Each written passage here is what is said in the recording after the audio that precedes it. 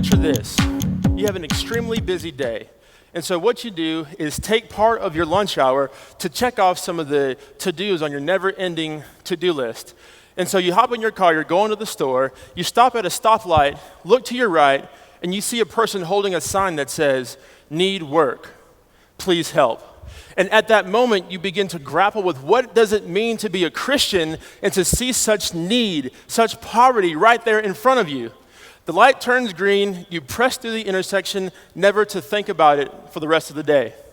For many of us, this is our situation. We aren't thinking about these things until they are right in our face. And so tonight, I'd like to try to take a moment to think through this even before we interact with this problem face to face again. So in the last couple of months, I've been asking a lot of followers of Christ what they do when they encounter these sorts of situations. And there are three major trends that I found.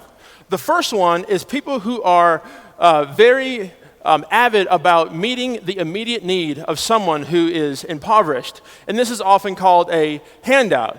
And I am extremely pleased with my brothers and sisters who are excited about meeting this material need. But unfortunately, I think that a handout is not a wonderful long-term poverty alleviation solution. The reason why I think this is because I don't think that a simple handout takes into consideration the complexity of God's creation. What we see in a fully orbed Christian worldview is that every person exists in four major relationships. The first relationship is between us and God. The second is between us and our fellow human. The third is between ourselves and creation. And the fourth is the relationship that we have with ourselves. And so what I think is that a simple handout doesn't take into consideration the complexity of the reality that what we understand is that poverty comes because one or more of these relationships is disproportionately strained.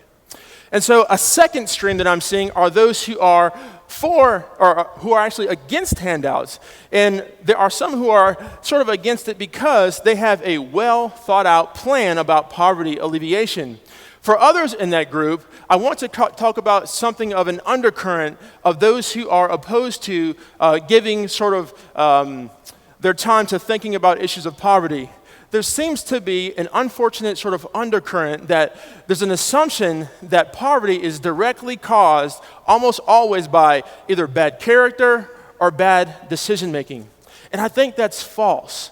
And so what we understand about poverty is the same thing we understand about being very wealthy, and it's that that circumstance is dictated oftentimes by the complexity of dynamics, one of which is systemic, another is relational, one is in fact personal, and the other one is just how they relate to other people being relational.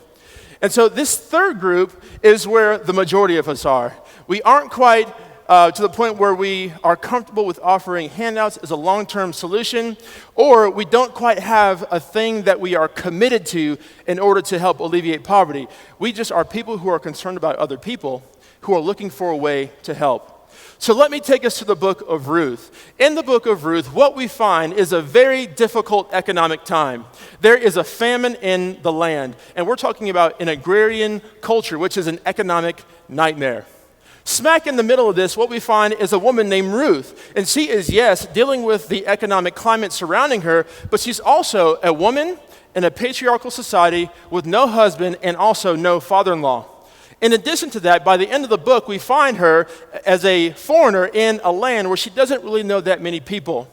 And lastly, which is the kicker, she has voluntarily begun to take care of her mother-in-law, who is not the best business partner if you're trying to get out of a difficult economic situation. So what we see is that Ruth's faithfulness to alleviate her own economic plight was very helpful to her. She pursued an opportunity to work, and when she began to work, she worked very hard in order to provide for herself and her mother-in-law.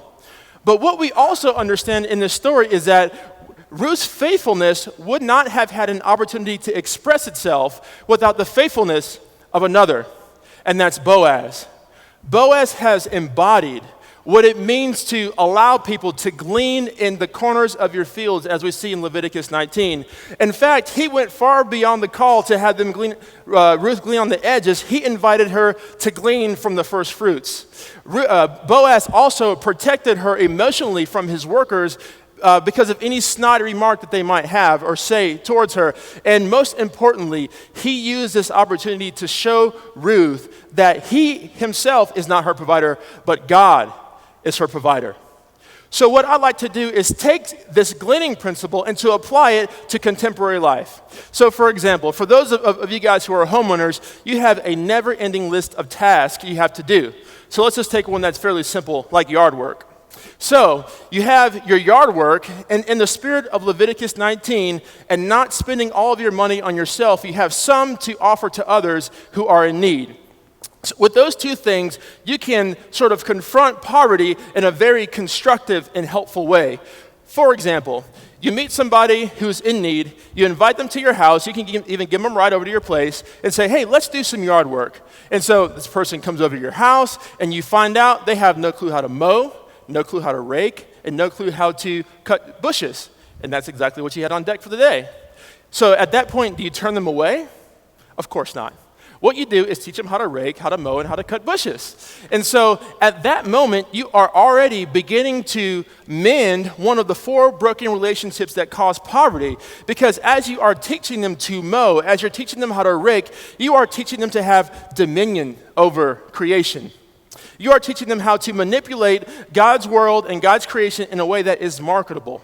So the second relationship that this gleaning model actually addresses is the relationship between one person and another. And so as you're sitting and talking, you're raking leaves, you might be having a Gatorade, you might actually hear, oh, this person has a technical skill that could be useful somewhere. And who knows, you might have a friend who is in that field that you can either connect them with for the possibility of a hire, which will be a long-term alleviation solution, or they might know somebody who can use them in some capacity. And so in that moment, you are leveraging your relationship on behalf of another. The third relationship that we see mended in this is the relationship with oneself. And in this, what we understand that God himself is a worker. And we are made in God's image, and therefore we are workers. And when we are acting in accordance to the way our Maker has us to be made, there's dignity in that. And so you are offering someone dignity when you offer them an opportunity to do some work and to be paid for it. And the last and most important relationship that the gleaning model addresses is the relationship between yourself and God. As you love and care for and sacrifice for somebody, you're able to point them to he who has ultimately loved him, ultimately cared for them, and ultimately sacrificed for them, and that is the person of Jesus Christ. And so in that, if that relationship is mended, the one between themselves and God, the depth of the other 3 relationships becomes profound. And in that moment, this is just a wonderful example of how a biblical principle can be applied to a contemporary context. So, the next time you stumble upon someone who is impoverished, perhaps holding up the sign that says, need work, please help, let the question not be, what did they do to get themselves there? Let the question become, how can I utilize what God has given me to love God and then love my neighbor as myself? Thank you.